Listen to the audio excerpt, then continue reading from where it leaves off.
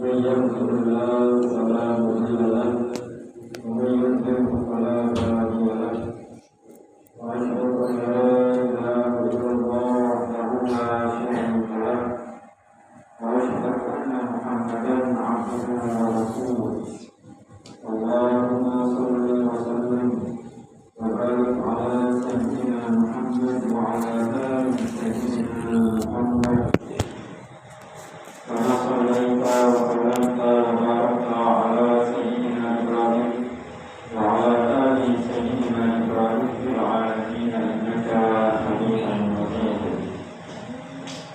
قال الله سبحانه وتعالى: لا ينهاكم الله عن الذين لم يقاتلوكم في الدين ولم يخرجوكم من دياركم أن تبروهم وتقسطوا إليهم إن الله يحب المحسنين.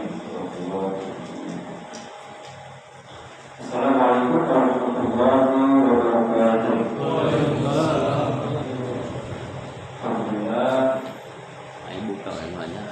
salah satu tanda keagungan Allah Subhanahu wa Ta'ala yaitu pergantian siang dan malam.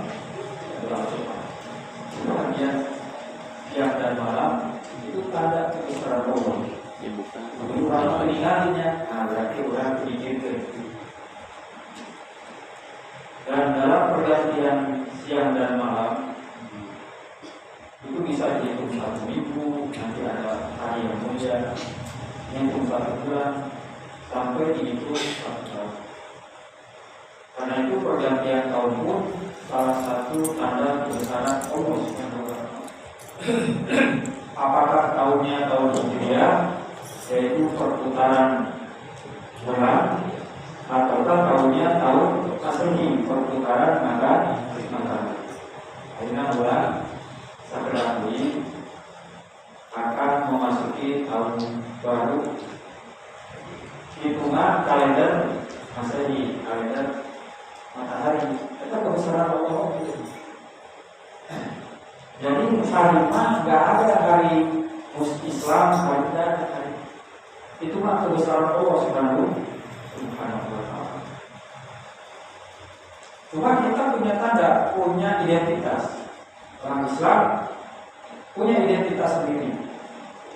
Kalender Masehi sebelum datangnya Rasul sudah ada. Dengan kedatangan Rasul, umat Islam punya peradaban sendiri. Tanggalnya boga serana, punya sendiri. Perhitungannya punya sendiri. Karena itu dulu peperangan di awal-awal antara Islam dan non-Islam dengan orang-orang Romawi, mereka termasuk yang kelabakan. Salah satu di antaranya badan intelijen mereka ada mata-mata, al-uyun, disebutnya al-uyun. Jadi mata-mata itu terjemahan dari bahasa Arab, uyun, ain, mata. Jamaknya mata, uyun. Lalu kurang dipakai mata-mata di bahasa Arab.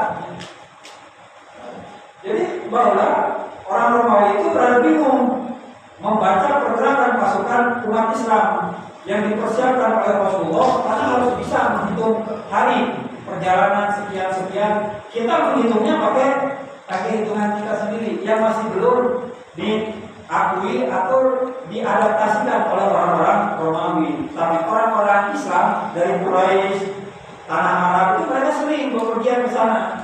Cuma dari sana jarang mereka pergi ke tanah Arab. Nah, kita kembali ke bulan Masehi menjelang akhir tahun ini. Banyak isu.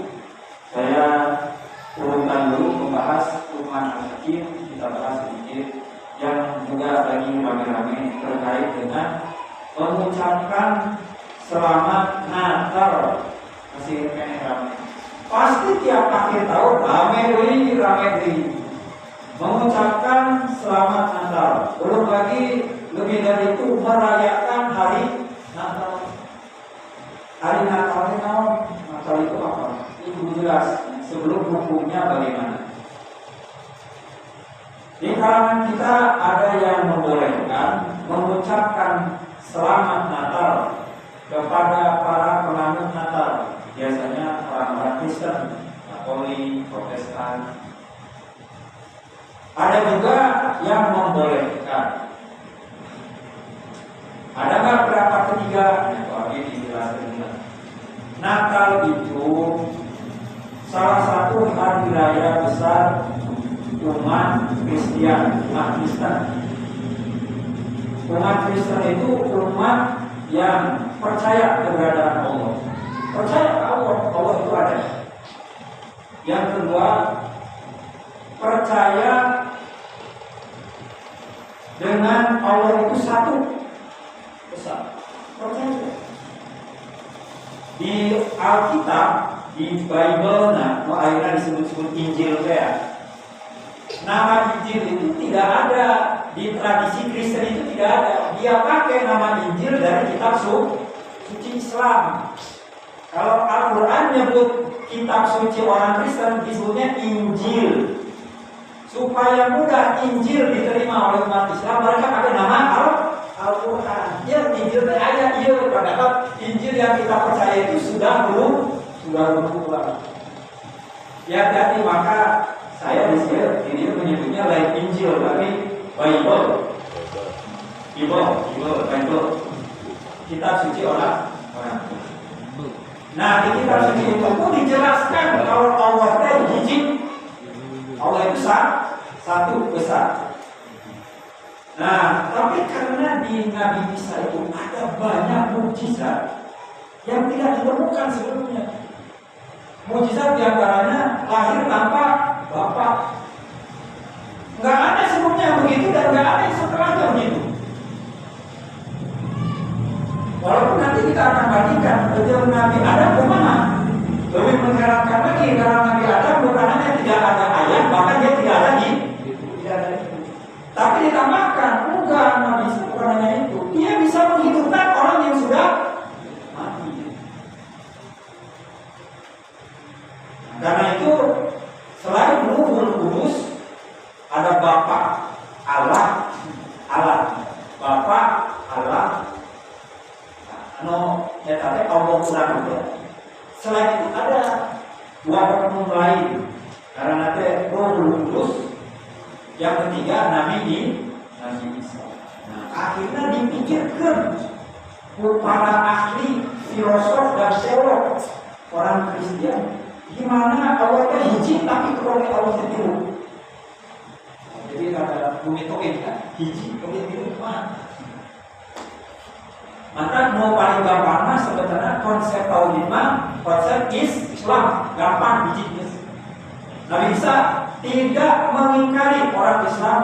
Semua mukjizatnya itu memang nyata demikian. Bahkan kita menceritakan lebih dari itu. Yang tidak ada di Injil, yang tidak ada di Bible. Apa? Betul dia lahir tanpa ayah. Di Al-Quran ada juga. Betul dia menghidupkan orang. Betul. Betul dia menyembuhkan orang yang kena kusta, penyakit kulit. Betul. Bahkan di Al-Quran disebutkan Nabi Isa bisa berbicara masih dia baik. Ada tuh laporan yang ini nih. Tidak bisa. Jadi harusnya kalau mau kurang kayak ngangap Tuhan, harusnya umat Islam lebih mengenal Tuhan. Tapi kita tidak. Tetap Nabi Isa dengan segenap kehebatannya, kemukjizatannya, dia adalah hamba Allah, Abdullah, hamba Allah. Ini saking dituhankan oleh Al-Quran dan Rasulullah, oleh Allah Subhanahu Wa Taala. Status para nabi itu hamba Allah sampai kesaksian kita kepada Nabi Muhammad pun didahulukan kesaksian kita akan status beliau sebagai hamba. Wa asyhadu anna Muhammadan bukan Rasulullah, abduhu wa rasuluh. Saking penting. Mudah-mudahan dalam ayat kesempatan kurang gali hambatnya kuasa mana tinggi, hamba itu sudah tinggi, derajat tinggi. Dalam ayat wali tingginya, enggak tadi digali ya karena hamba atau wali. Nah kita kembali jadi. Nah mereka percaya demikian. Jadi percaya Nabi Isa itu nabi juga Tuhan, bagian dari Tuhan. Nah cuma penjelasannya juga nanti ketika ayatnya. Karena itu banyak orang-orang Kristen belakangan itu masuk Islam.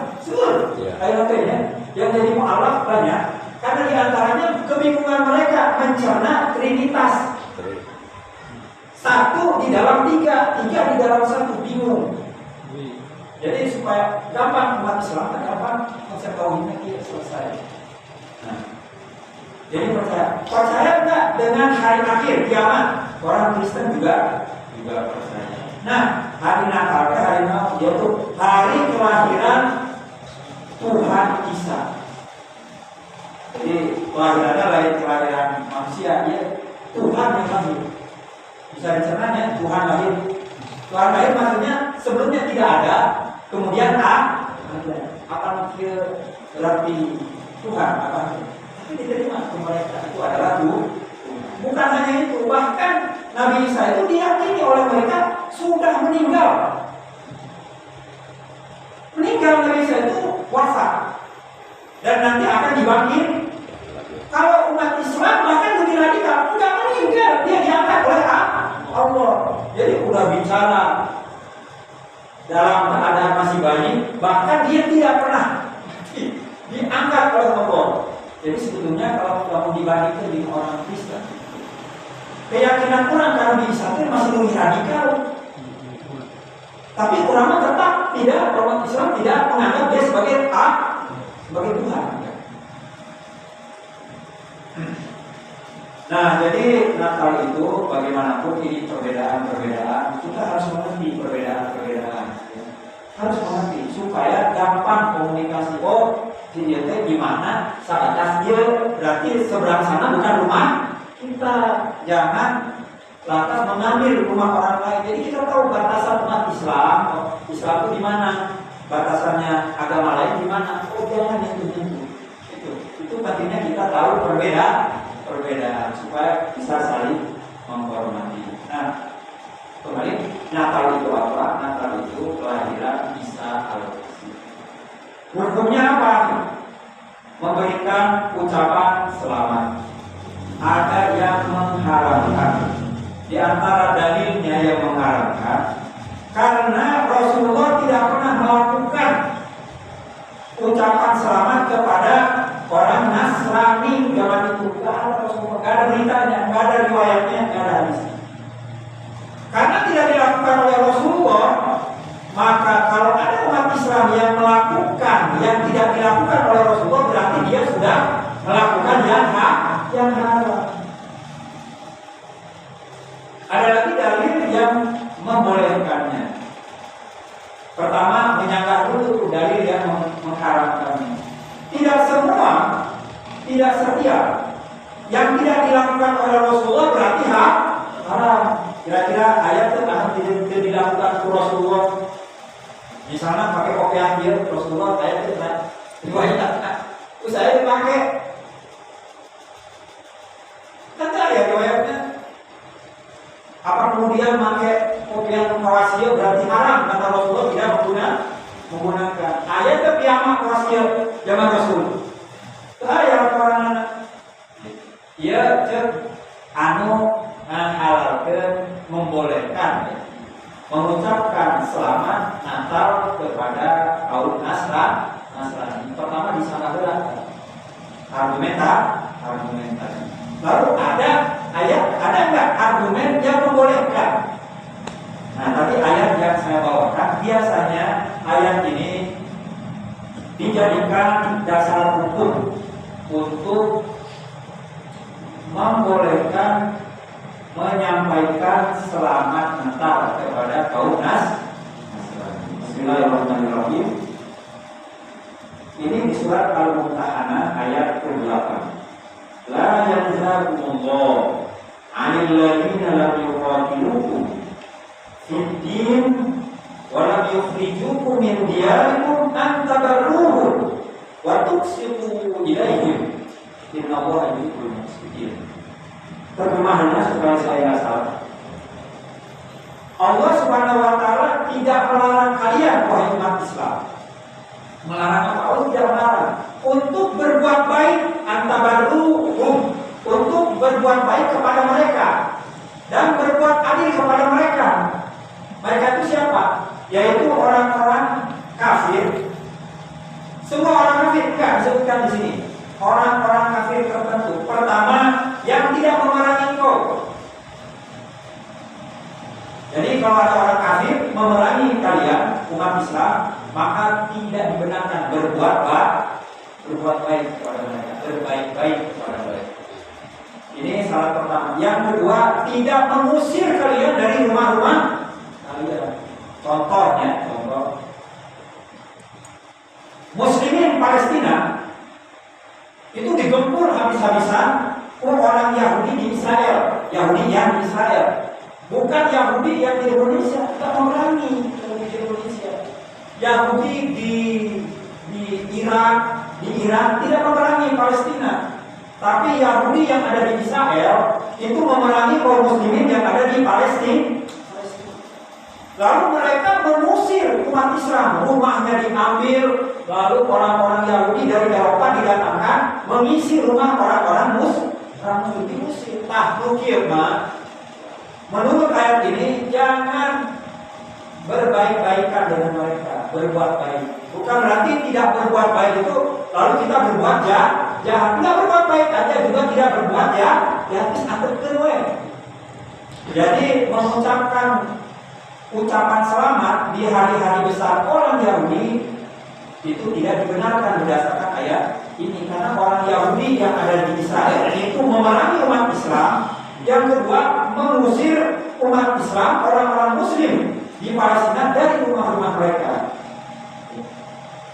Wa yukhrijukum min diyarikum an tabarruhum wa tuqsitu ilaihim. Karena kurang-kurangnya orang-orang Nasrani di Indonesia memerangi orang Muslim? Tidak memerangi. Apakah mereka mengusir-usir ada umat Islam yang diusir dari rumahnya? Tidak ada. Tidak ada satu kasus pun, tidak ada. Tapi ada sebaliknya, umat Islam malah ngadulun imah orang Nasrani ayatnya kasusnya. Tapi kita orang mereka nggak ada. Apakah ada misi misionaris ya mengkristenkan? Ada. Tapi mengkristenkan itu bukan berarti memerangi. Kalau dia memerangi, kemudian secara fisik, kemudian mengusir dari rumah.